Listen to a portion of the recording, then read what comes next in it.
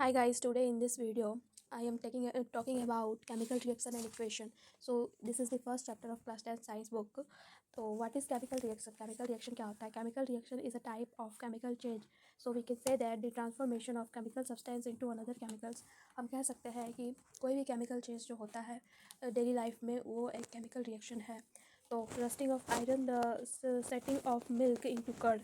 तो आप देख सकते हैं कि कोई भी किसी भी जैसे कार्बन का रड होता है उसके ऊपर अगर रस्टिंग हो जाती है उसको जंग लगना बोलते हैं. तो this is the also chemical change. तो दूध से दही बनना भी केमिकल चेंज है. केमिकल इक्वेशन क्या होता है?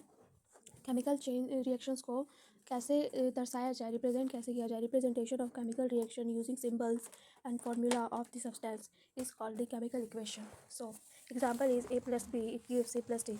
ए plus B is the reactant and it is the LHS side, यानी कि लेफ्ट हैंड साइड पे हमारा रिएक्टेंट्स प्रेजेंट होता है और right hand side product present होता है. तो example is M G plus O two. M G plus O two, this is the reactant and it gives a product M G O, यानी magnesium oxide एक product. तो इसके आगे हम लोग देख रहे हैं कि मैक इक्वेशंस मोर इन्फॉर्मेटिव. जैसे किसी भी केमिकल इक्वेशंस को ज़्यादा से ज़्यादा इन्फॉर्मेटिव बनाने के लिए उनमें कुछ चीज़ों का इन्वॉल्वमेंट होना ज़रूरी है. Firstly is the physical state. Physical state is solid, liquid and gas. And aqueous solutions को किस टाइप से दर्शाया जा सकता है? तो सॉलिड को शॉर्ट फॉर्म में एस और लिक्विड को एल एंड गैसियस को जी एंड एक्वस सॉल्यूशन को ए क्यू. तो एक्वस सॉल्यूशन क्या होता है? तो mainly concentrated and dilute solution जिसको बोलते हैं, तो वो एक एक्वस सॉल्यूशन होता है. सो बोल सकते हैं कि लिक्विड एंड सॉलिड का फॉर्मेशन जो कि पूरी तरीके से सॉल्यूबल नहीं हो पाए वो एक्वस सॉल्यूशन में आता है. तो कंसंट्रेशन ऑफ एसिड, इसको हम लोग कॉन्सेंट्रेटेड यानी कि CONC डॉट से लिख सकते हैं. डाइल्यूट को DIL डॉट से लिख सकते हैं. सो हीट चेंजेस को reactants and products plus heat changes दो टाइप के होते हैं. तो रिएक्टेंट्स जो कि प्रोडक्ट्स प्लस में हीट दे सकता है और एक ऐसा जो कि रिएक्टेंट्स प्लस में हीट और वो प्रोडक्ट्स दे सकता है. तो conditions to yield products, some conditions are given below. First is the reactant जो कि सॉलिड में होता है, तो ये टेम्परेचर, प्रेशर एंड कैटलिस्ट जो कि प्रोडक्ट्स बनाएगा. एंड सेकेंड इज रिएक्टेंट और प्रोडक्ट बनाते टाइम ये सनलाइट की हेल्प से ब्रेक होगा एंड देन प्रोडक्ट बनाएगा. तो थर्ड इज द रिएक्टेंट जो कि हीट की मदद से ब्रेक होगा एंड प्रोडक्ट बनाएगा. तो रिएक्टेंट इलेड्यूक्ट होगा. तो एग्जांपल इज जिंक प्लस में 2HCl aqueous concentrated and heat की हेल्प से ये ब्रेक हुआ, ये कन्वर्ट हो गया किसमें? ZnCl2 that is aqueous solution and plus में H2 यानी कि हाइड्रोजन गैस प्लस में हीट. सब इंपॉर्टेंट टर्म्स में आता है. सबसे पहले precipitation it is the type of insoluble parts of solution settling down after the completion of the chemical reaction.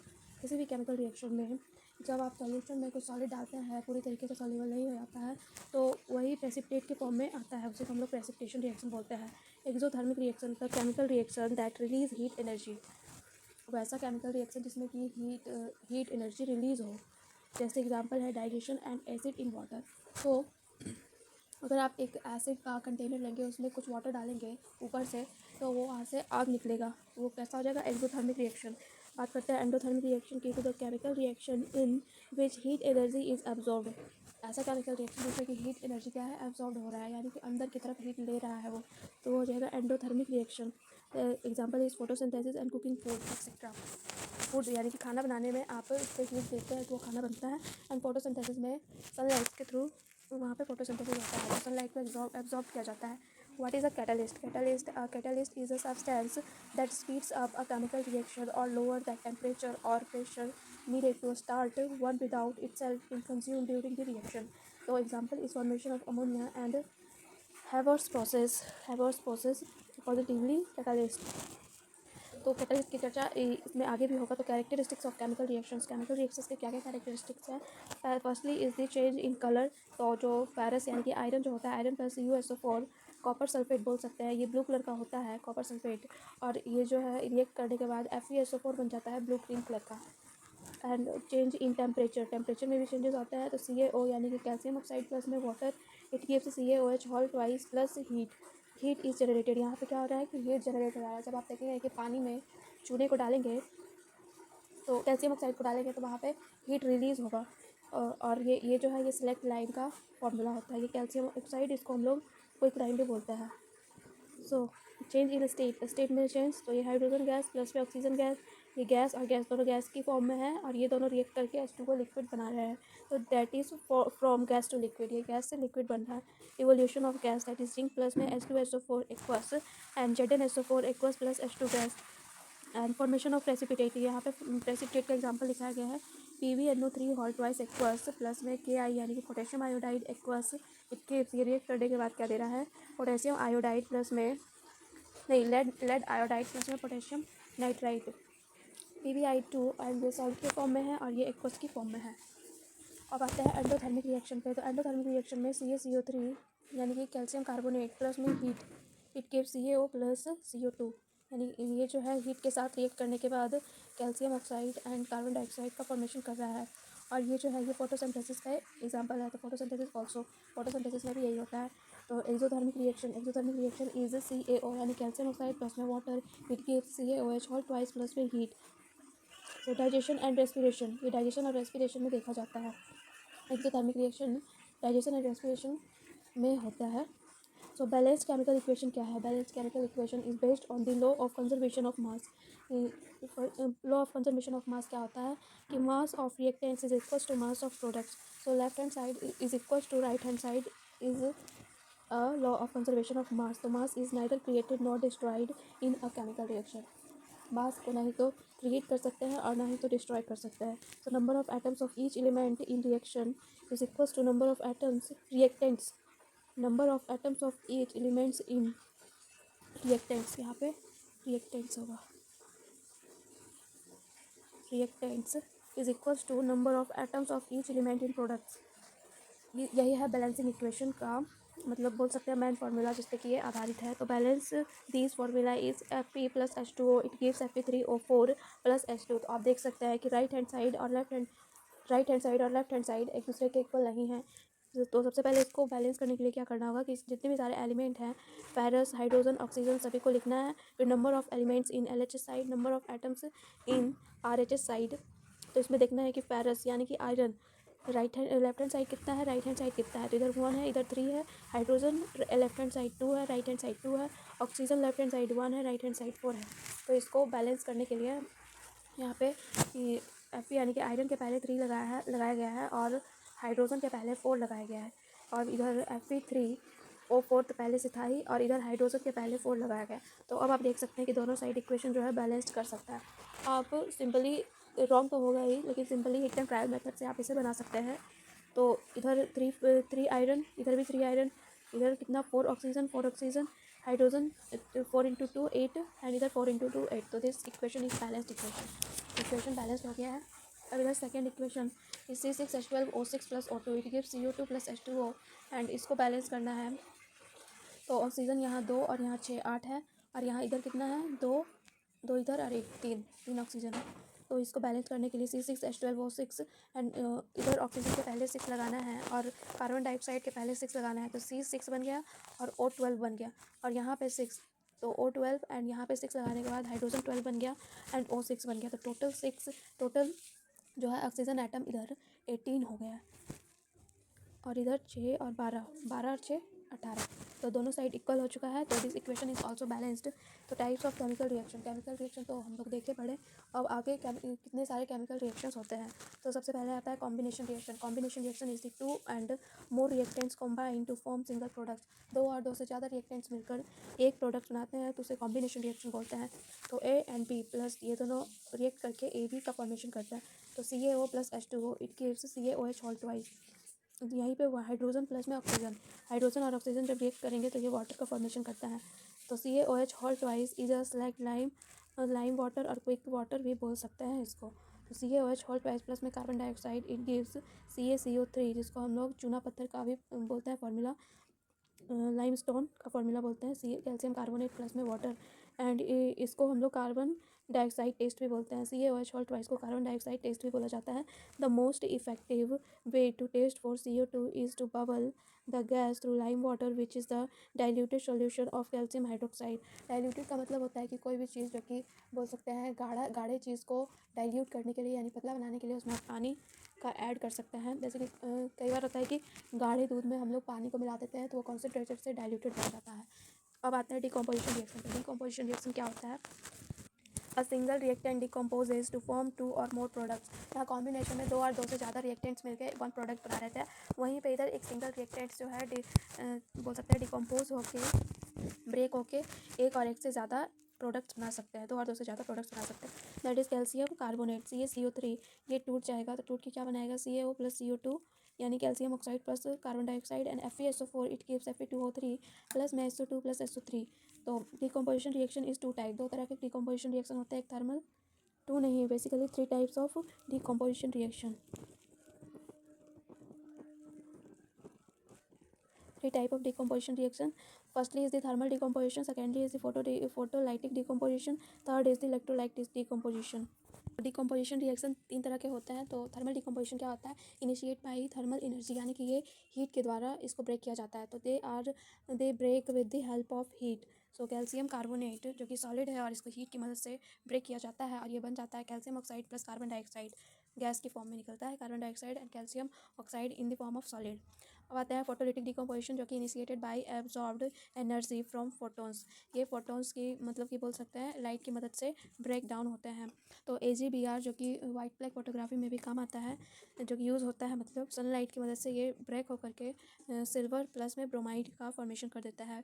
That is AGBR it बोल सकते हैं dissociated in the form of Ag solid plus में Br2 gas, that is silver bromide and AgCl के साथ भी यही process होता है, Ag प्लस में Cl2 के फॉर्म में टूट जाता है। Use in white black photography, AGBR silver bromide को यूज़ किया जाता है वाइट ब्लैक फोटोग्राफी में। So electrolytic decomposition is initiated by electrical energy, यानी इलेक्ट्रिकल एनर्जी की मदद से इसे ब्रेक किया जाता है। तो वाटर जो कि एक एक्वस सॉल्यूशन है और इसको ब्रेक करने के लिए इलेक्ट्रोलाइटिक एनर्जी इसे करेंगे और ये हाइड्रोजन प्लस ऑक्सीजन की फॉर्म में ब्रेक हो जाएगा, hydrogen gas and oxygen gas. और एक चीज़ हमेशा ध्यान रखना है कि एट एनोड पे हमेशा ऑक्सीजन गैस रहेगा, एट कैथोड पे हमेशा हाइड्रोजन गैस रहेगा। And hydrogen gas double formed as compare to oxygen, oxygen के कंपेयर में हाइड्रोजन गैस हमेशा डबल रहेगा, यानी कि 2:1, 2 is hydrogen and 1 is oxygen.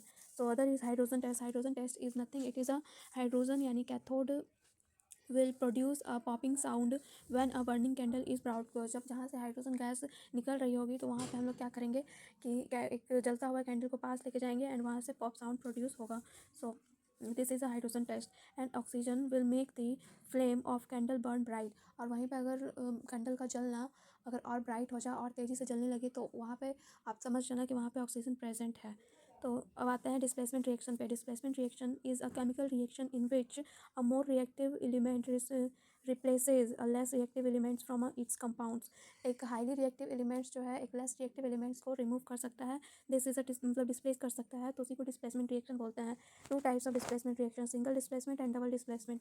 Single displacement में A plus BC it dissociated displaced and make AC plus B and zinc, यहीं पे example है zinc plus copper sulphate it gives copper plus zinc sulphate, यानी कि Zn displace होकर SO2 के SO4 के साथ मिल गया, कंबाइन हो गया एंड यहाँ Cu को डिस्प्लेस कर दिया SO4।